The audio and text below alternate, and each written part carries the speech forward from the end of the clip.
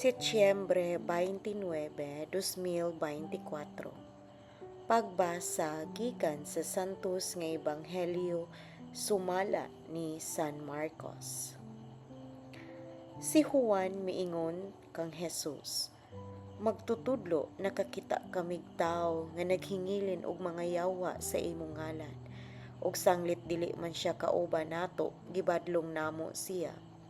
Si Jesus mitubag, ayaw ninyo siya pagdid-i kay walay ngalan nga makasultig dautan bahin kanako.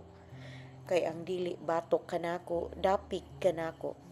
Timan-i ninyo kini, ang mopainom kaninyog tubig kay kamo iya nako, makadawat gayud o ganti. Ug mahitungod ni ining mga bata nga nagtuo kanako, maayo pa sa usa ka tawo nga higtan og usa ka dakong galingang bato ang iyang liog ug itambog siya sa dagat kaysa makaangin siya sa usa kanila nga mahimulag kanako. Busa kun ang usa mo kakamot makapahimulag kanimo gikan kanako, putla kini.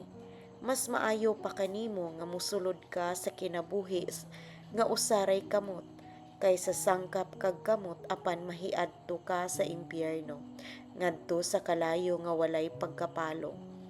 Kung ang usa mo katiil maoy makapahimulag kanimo gikan kanako, putla usab kini.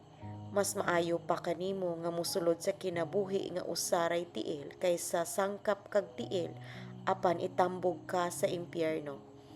Ug kun ang usa mo ka mata maoy makapahimulag kanimo gikan kanako, lugita kini.